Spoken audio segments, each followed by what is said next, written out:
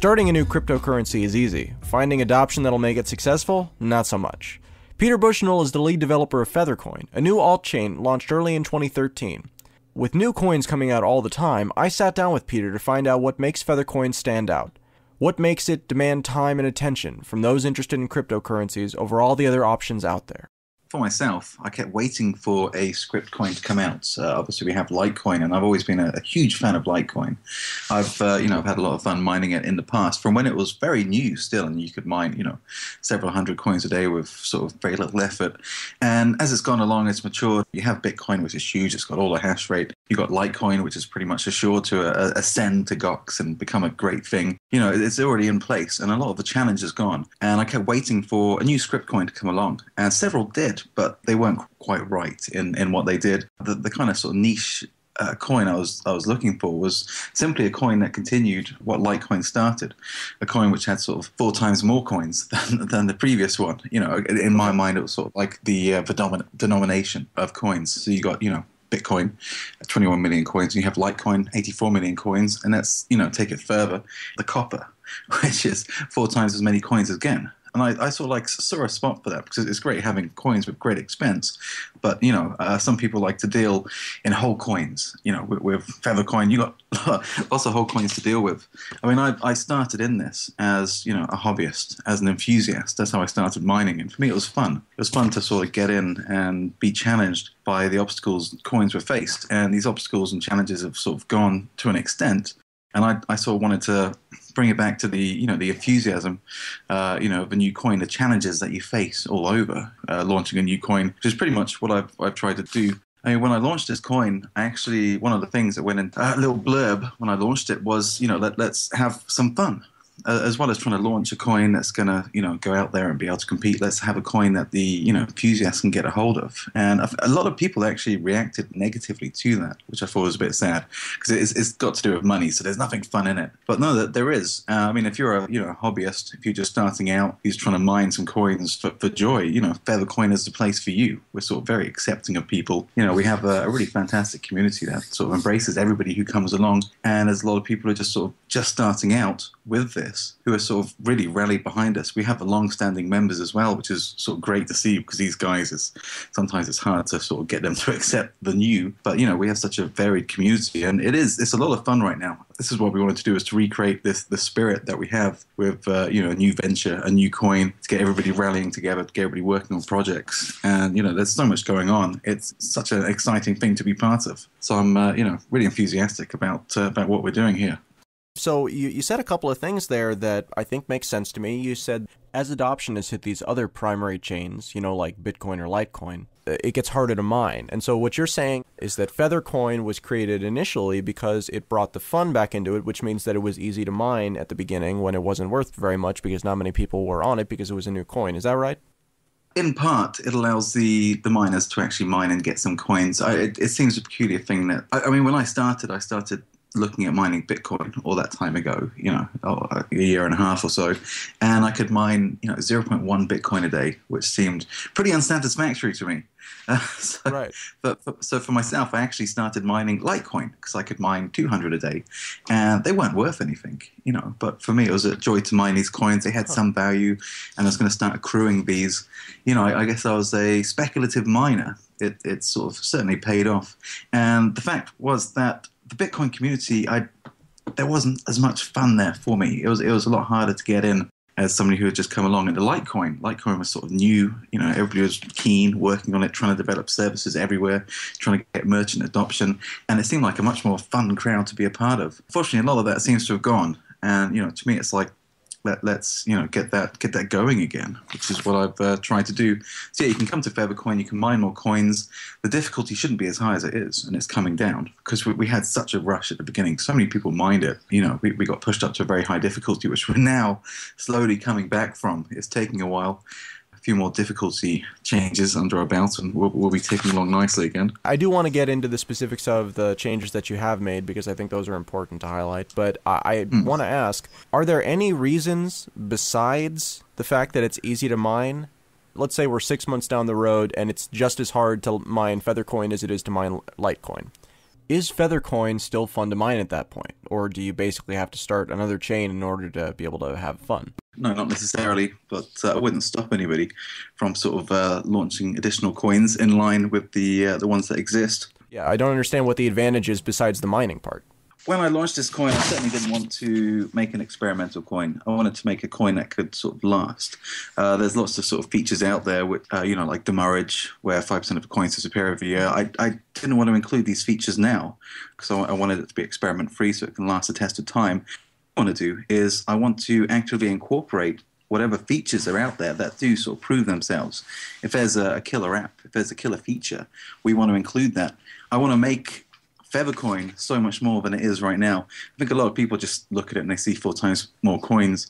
It doesn't offer much. It's not very exciting, and that's what we're working to change. I mean, when we got mined to a very high difficulty, the Litecoin difficulty adjust, which suits Litecoin great because it has a certain amount of hash power that it can take for granted, doesn't suit another smaller coin where the hash power will just sort of disappear. So, in that case, we hard forked. We came across a problem, we hard forked, and our difficulty actually changes 4 times more frequently than Litecoin, but just to 41.4% of the time, which makes it the same overall change per 2016 blocks. But we changed 504, but it just makes it more fine-grained. So if we come across a problem, we're not afraid to make changes for it. I mean, there's various things we're looking at in the client. We want to sort of implement, Feathercoin URLs. There's a URL on the screen. You click it, it opens the client, populates the amount, the address. These are things that Bitcoin has looked to implement in the past, but hasn't sort of been fully done. We're certainly looking to make the client more consumer friendly. The client, you see, the Qt client, hasn't really got the attention you might have hoped. I mean, Bitcoin's so big, and I'm not sure why the client is still so sort of banned. In our community, there's so many ideas coming back as what they want to see done with the client, and that's what we're working to implement. We're working to evolve this. I'm not sure how much Bitcoin can do in some ways. It's a mature project. There's so many people involved. If they make changes, it could be, it's difficult for them to implement them, roll them out, get them accepted. Yeah, no, Feathercoin, as it is, being a newer coin, I think it's much easier for us to sort of like evolve it. And that's certainly what we're looking to do, the amount of feedback we've got. I mean, we have a site set up as a user voice site, feedback.feathercoin.com. We're getting ideas coming in there, and we're looking to implement features. We're going out, we're engaging with sort of developers and whatnot to see what we can do. We want to grow this. We've got such great enthusiasm, and we're going to do something with it. Want to set up an online store that accepts Bitcoins? Go to openbitcoinstore.com and you can have a store up and running before the end of this message. Just enter your email address and the store name, and in less than 30 seconds, you'll have a secure WordPress e-commerce site up and running that accepts Bitcoins and pays you in cash within 24 hours. And best of all, it's completely free. Go to openbitcoinstore.com today and open for business now.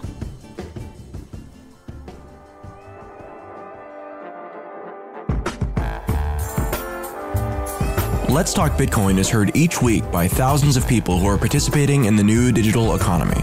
Our listener base of Bitcoin owners, miners, investors, technologists, and merchants is growing fast. We offer a limited number of short advertising slots in each show to keep our listeners engaged and to provide maximum impact for our sponsors. If you'd like to talk to us about Let's Talk Bitcoin, send us an email at sponsors@letstalkbitcoin.com. Basically, what you're telling me is that the Feathercoin as it is right now is not the Feathercoin that will be in the future, so it makes sense to buy Feathercoin now because in the future it will be better and will have more advantages that will, essentially you're going to pick and choose from things that work and add those on to the existing kind of really basic structure of Feathercoin. Is that right? Essentially, yeah, we're gonna cherry pick. I mean, if you see a fantastic idea, you'd be daft to sort of ignore it. Really, you see. But that is the plan. That's the plan: is to actually innovate and to essentially take all these features and put them into Feathercoin, and through doing that, to make Feathercoin stand on its own, as opposed to being, the like you said, the copper to Litecoin silver. We want to do so much more with this client. Certainly, we're hoping that some of the features that we implement, other people will use.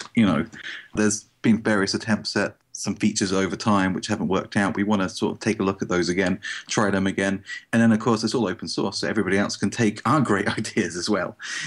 But we want to be there. We want to be there first. I think we certainly fit. We complement Bitcoin and Litecoin. I think Litecoin has proved that there's room for more than one alt. A lot of people are just saying we only need one coin. That's not the way it's going to be. There's always going to be people want more than one option. You don't put all your eggs into one basket. The innovation comes from the other coins. I think you have to sort of try harder, and that's certainly what we're doing. Is Feathercoin currently traded on any exchanges? It is. The first exchange we went on to was Kryptonite, which is actually great news for us because we figured we'd end up on the smaller exchanges first, the unheard of ones. People heard of Kryptonite. Then we went on to Virtual Currency Exchange, and now we're on to the Bitcoin Exchange, which is sort of the largest alternative cryptocurrency exchange out there. The only place to go from there is really onto MTGOX. Right. that's a long way off. People are still waiting to see Litecoin get onto MTGOX. So now, outside of Litecoin and Bitcoin, is there anybody else out there in the space that you think is really doing an altcoin that is an impressive thing and that is absolutely doing it right?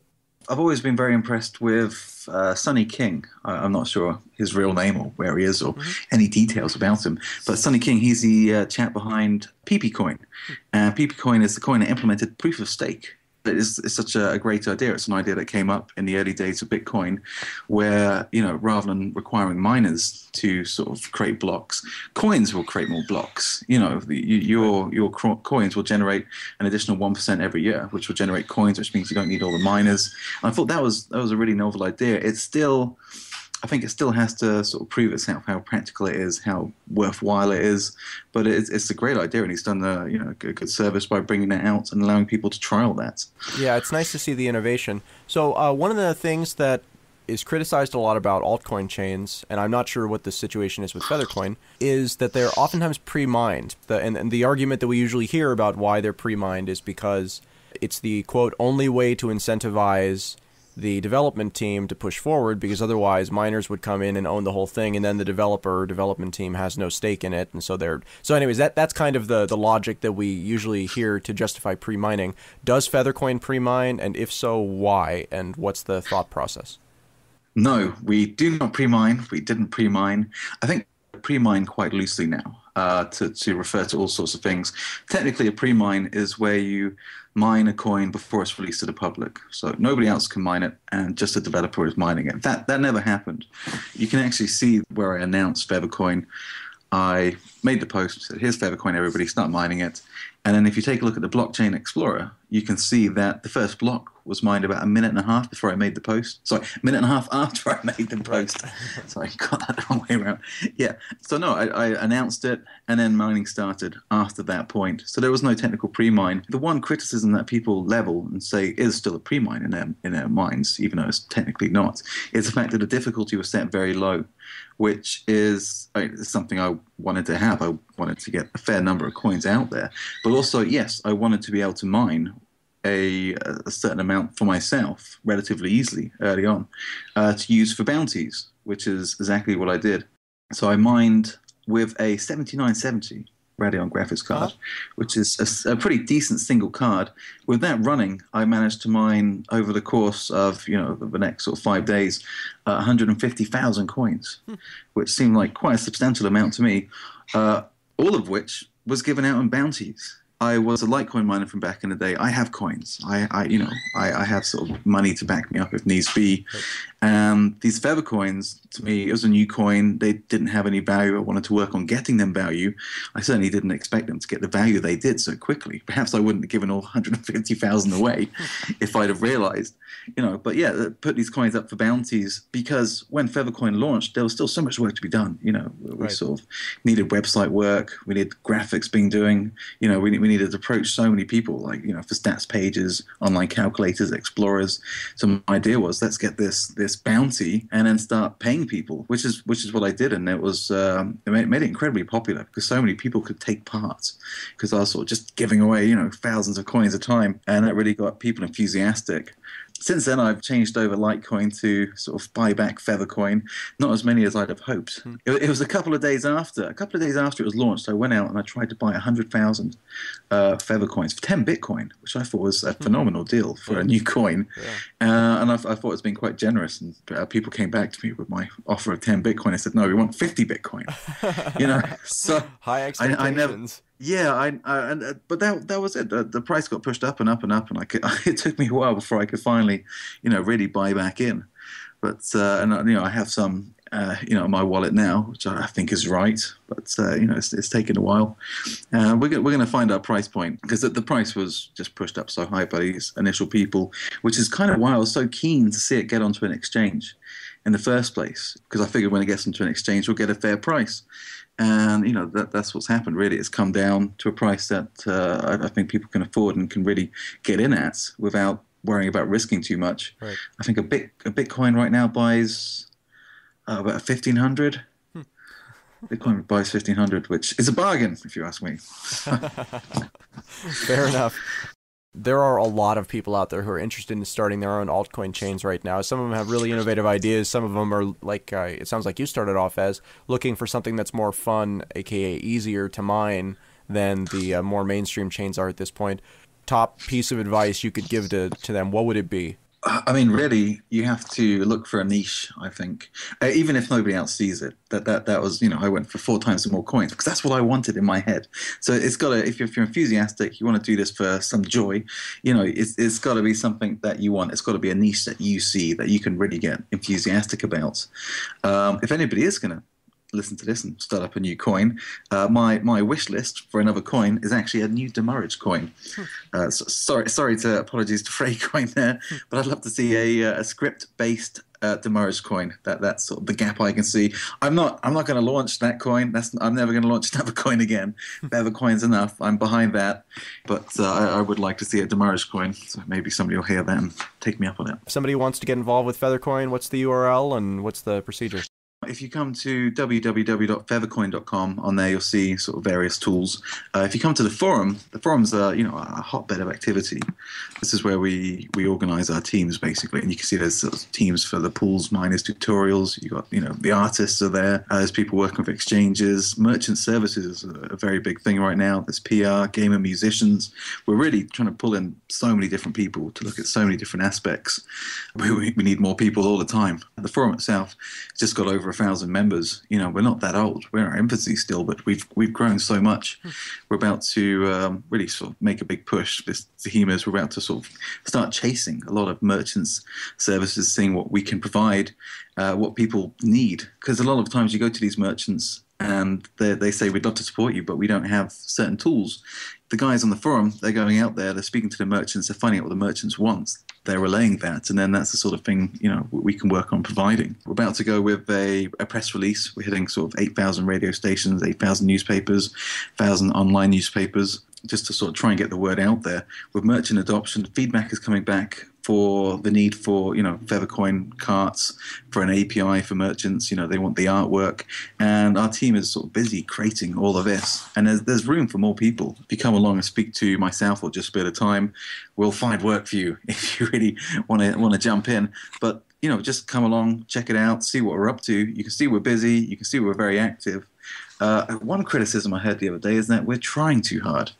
I didn't know you could try too hard. But anyway, we're really working hard to make this work for everybody. I think there's a lot of suspicion about marketing right now. I mean, it seems like a lot of coins out there are built. Again, your coin now doesn't seem to have a tremendous number of advantages, but it does have active development. It does have active community, and you do have plans to develop it. So it's almost, it's weird because a lot of times when you think about like Bitcoin, for example, you're thinking, okay, this is Bitcoin. It's going to keep going up in price because of the deflationary aspects that, will play out over time. But you're not really looking at it. You're looking for services to be built on top of it, not for the core currency to change. And it sounds like what you've told me here is that is a incorrect assumption about Feathercoin. That Feathercoin will be changing, will be implementing new features as kind of time passes. That's right. We want it to evolve. Certainly, I think we need to get more acceptance out there. We need to get more adoption right now before we do anything else. We just went through one hard fork.